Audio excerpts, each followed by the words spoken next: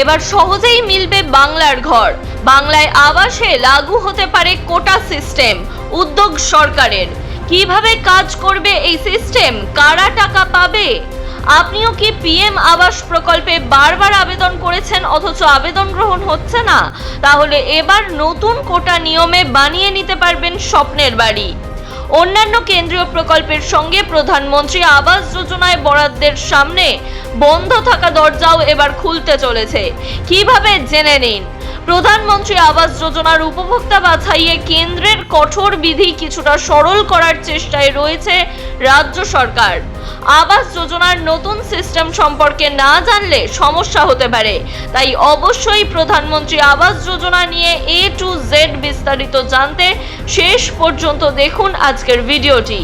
এর পাশাপাশি এরকমই বিভিন্ন গুরুত্বপূর্ণ সরকারি প্রকল্পের আপডেট সবার আগে পাওয়ার জন্য অবশ্যই আমাদের বংশ ভয়েস চ্যানেলটি সাবস্ক্রাইব করে পাশে থাকা বেল আইকনটি প্রেস করে দিন।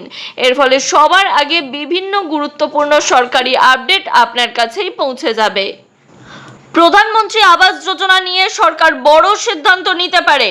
আপনিও কি পিএম আবাস প্রকল্পে বারবার আবেদন করছেন অথচ আবেদন গ্রহণ হচ্ছে না? তাহলে আজকের এই খবর আপনার জন্যই। শীঘ্রই সরকার হয়তো প্রধানমন্ত্রী আবাস যোজনার নিয়ম শিথিল করতে পারে। নবান্নের তরফে কেন্দ্রের সঙ্গে এই বিষয়ে আলোচনা করা হচ্ছে। আশা করা হচ্ছে দুই পক্ষের মধ্যে আলোচনা ফলপ্রসূ হলে আগের তুলনায় আরও অনেক বেশি মানুষ লাভবান হবেন এই প্রকল্পে। নিয়ম শিথিল হবে প্রধানমন্ত্রী আবাস যোজনার।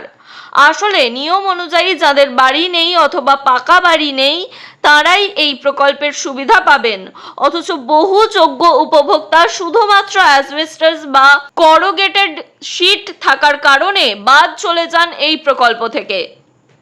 সেক্ষেত্রে রাজ্য প্রশাসনের বক্তব্য, অনেকেই আছেন যারা দুর্যোগ বা ভারী বৃষ্টি থেকে বাঁচতে বাড়ির ছাদ কিছুটা মজবুত করে নেন। কেন্দ্রের নিয়ম অনুযায়ী পাকা বাড়ি থাকলে কোনোভাবেই এই প্রকল্পে আবেদন করা যাবে না। যদিও আগামী দিনে কপাল খুলতে পারে অনেকেরই। রাজ্য চাইছে যারা যোগ্য তাদের অল্প পাকা ছাদ হলেও প্রকল্পের সুবিধা দিতে। সেক্ষেত্রে এক সরকারি কর্মকর্তার মতে বহু গরিব মানুষের মাটির বাড়ি হলেও তারা বৃষ্টি বা দুর্যোগ থেকে বাঁচতে কষ্ট করে ছাদ তুলনায় কিছুটা মজবুত করার চেষ্টা করেন। শুধুমাত্র এই কারণেই তাদের বাতিল করে দেওয়া হয় প্রধানমন্ত্রী আবাস যোজনা থেকে। সেই কারণেই এই পরিকল্পনা। সূত্রের খবর, তৃণমূল সরকারের শেষ 5 বছরে যত উপভোক্তাকে 2 দফা মিলিয়ে প্রায় 43 লক্ষ বাড়ি তৈরির টাকা দেওয়া হয়েছিল। ইতিমধ্যেই সেই তালিকা পুনর্যাচাইয়ের নির্দেশ দিয়েছে নবান্ন। এখান থেকে আবার বহু অযোগ্যের নাম বাদ যাবে বলে আশঙ্কা করা হচ্ছে। সেই ক্ষেত্রে বাড়ি তৈরির যে টাকা দেওয়া হয়েছে সেই টাকা ফেরত দিতে হবে সরকারের কাছে। আবাস যোজনায় এবার কোটা সিস্টেম চালু হতে চলেছে। সূত্রের খবর, আবাস যোজনায় খুব সম্ভবত কোটা সিস্টেম লাগু হতে পারে। আবাস প্রকল্পে পশ্চিমবঙ্গের জন্য কোটা অর্থাৎ একটি আর্থিক বছরে কতজন উপভোক্তাকে বাড়ির টাকা দেওয়া হবে এমন বরাদ্দ করে দেবে কেন্দ্রীয় সরকার। উল্লেখ্য, কেন্দ্রীয় মন্ত্রী শিবরাজ সিং চৌহান বৃহস্পতিবার প্রধানমন্ত্রী আবাস যোজনা গ্রামীণ এর অধীনে 12টি রাজ্যকে 10,021.42 কোটি টাকার মূল অনুমোদন প্রদান করেছেন। ভিডিও কনফারেন্সের মাধ্যমে আসাম, ছত্তিশগড়, গুজরাট, হরিয়ানা, হিমাচল প্রদেশ, ঝাড়খণ্ড, কর্ণাটক, কেরালা, পাঞ্জাব, তামিলনাড়ু, রাজস্থান এবং উত্তরপ্রদেশ এই রাজ্যগুলিকে অনুমোদন দেওয়া হয়েছে। অন্যান্য কেন্দ্রীয় প্রকল্পের সঙ্গে প্রধানমন্ত্রী আবাস যোজনায় বরাদ্দের সামনে বন্ধ থাকা দরজাও এবার খুলতে চলেছে। তার আগে উপভোক্তা বাছাইয়ে কেন্দ্রের কঠোর বিধি কিছুটা সরল করার চেষ্টায় রয়েছে রাজ্য সরকার। প্রশাসনের আনন্দের খবর, এই নিয়ে কেন্দ্রের সঙ্গে কোনো আলোচনা করতে চাইছে নবান্নের সর্বোচ্চ মহল। তার আগে সব জেলা শাসককে উপভোক্তা বাছাইয়ের বিধি পর্যালোচনা করে রিপোর্ট তৈরির নির্দেশ প্রশাসনের শীর্ষ স্তর থেকে দেওয়া হয়েছে বলে খবর। ঘটনাচক্রে বহু বছর ধরে এমন কঠোর বিধি মেনেই চলেছিল উপভোক্তা বাছাইয়ের কাজ। তার সরলীকরণ হলে আরও অনেক যোগ্য উপভোক্তা সেই তালিকায় ঠাঁই পেতে পারেন বলে মনে করা হচ্ছে। আবাস প্রকল্পের সবিস্তার বিধির আওতায় আয়ের সঙ্গে সম্পর্কযুক্ত অনেক ধরনের নিয়ম বলে দেওয়া হয়েছে। তার মধ্যে অন্যতম বাড়ি গঠন।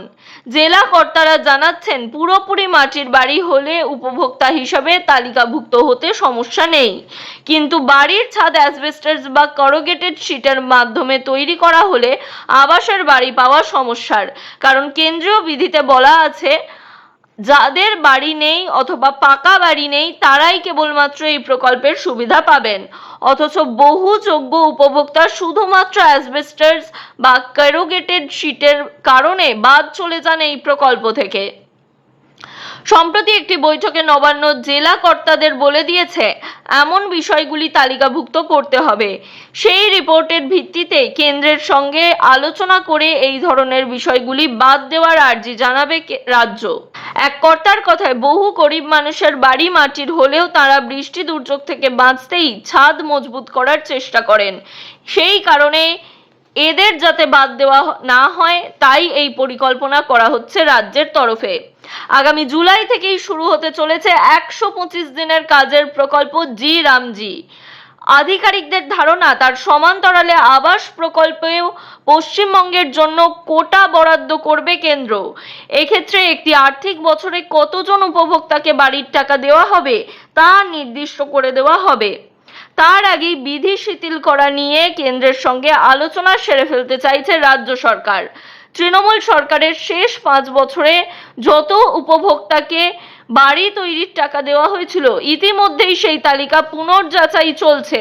তা থেকে অযোগ্যদের নাম বাদ দেওয়ার কথা রয়েছে। এরপরে নতুন উপভোক্তা বাছাই শুরু হবে এবং একে একে বাংলার বাড়ি থেকে প্রধানমন্ত্রী আবাস যোজনায় আবার এই প্রকল্পটি নিয়ে আসা হবে এবং সেই অনুযায়ী প্রকৃত উপভোক্তাদের হাতে তুলে দেওয়া হবে তাদের বাড়ি তৈরির টাকা। কেন্দ্র রাজ্যের আর্জি মেনে নিলে নতুন বিধিতেই সেই কাজ শুরু হবে। বর্তমানে 2টি কিস্তিতে 1,20,000 টাকা সমতল এলাকার মানুষদের বাড়ি তৈরির জন্য দেওয়া হয় প্রধানমন্ত্রী আবাস যোজনার মাধ্যমে। এর পাশাপাশি পাহাড়ি বা দুর্গম এলাকার ক্ষেত্রে 1,30,000 টাকা দেওয়া হয়।